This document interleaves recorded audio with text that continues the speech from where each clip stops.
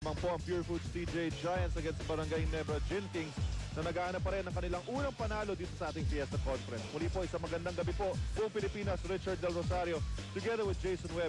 And Jason, judging from the action here in the first half, talagang alam natin na itong dalawang team na to uhaw na uhaw sa panalo. Both of them really gunning for that victory, even from the get-go. Abagit nga natin yung first quarter na yon. Grabe yung scoring, grabe yung palitan, grabe yung takbuhan. And in the second quarter, things started to slow down para sa Barangay Ginebra. Things picked up para sa Purefoods. If not for that good finishing kick para sa Barangay Ginebra, Purefoods might have had a bigger lead at the end of the half. Well, ito nga po Barangay Ginebra, they're hoping that their new import, itong si Chris Alexander, will be like Alexander the Great.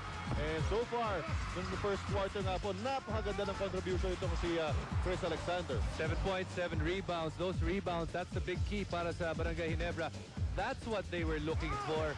But of course, Chris Alexander eventually had to take a rest, and when he came back, not that much lift para kay Alexander in the second quarter. On the other hand, ito naman pong ating All-Star MVP na si Peter Jun Simon, carrying over that confidence that he gained from that All-Star game doon po sa Bacolod, exploding, coming off the bench with 7 points. At pinakita niya ulit kung bakit siya ang super sub ni Coach Ryan Gregorio. Punta naman tayo dito sa ating second quarter. Ito, rise to the challenge to score 13 of his 20 points. Dito po sa ating second quarter, was really moving well without the basketball. But he was moving well without the basketball. He was moving the basketball very well as well. You could see in this game, this Darius Rice really not forcing anything in terms of offense, letting the basketball game come to him. And you can see, mas hindi nakakapagod panoorin yung laro ngayon ni Darius Rice because he's just within the offense of Purefoods. And now we'll take a look at some of the stats here at halftime. As you can see, pareho lang yung field goal shooting percentage. It's the same field goal percentage, but the thing is Purefoods was able to get more attempts out of against Barangay Ginebra. Although Barangay Ginebra fixed the problem of rebounds, they actually had a +9 compared to Purefoods.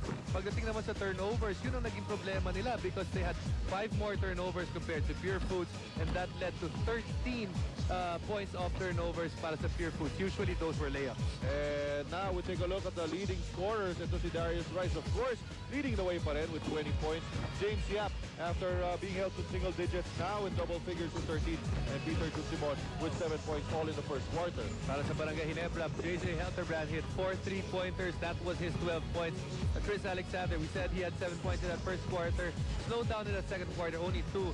And Mark Kagiwa, expect him to explode in the second half. He had 6. Well, so far we've seen it from si Chris Alexander for 2 quarters. What has been your impression so far with this import? Well, obviously, Chris Alexander at 7'1", maganda pa rin yung footwork niya. Obviously, he is an athlete at that height. Naging problema niya lang nung naging isa na lang na malaki para sa Purefoods, rather para sa Barangay Ginebra. Purefoods was really keying up on Chris Alexander. It was a double team, triple team para sa Chris Alexander. Probably has to do a better job of finding his teammates because there were 4 3-point shooters when they were doubling him. Well, ito nga si Chris Alexander, maasa sila siya na po ang maging nagasalba nitong Barangay Ginebra. On the other hand, Darius Rice trying to keep his job para naman sa Purefoods TJ Giants. Tignan natin kung ano pong maging istorya sa ating second half of action po yung Petron XCS halftime report. This portion was brought to you by the new Petron XCS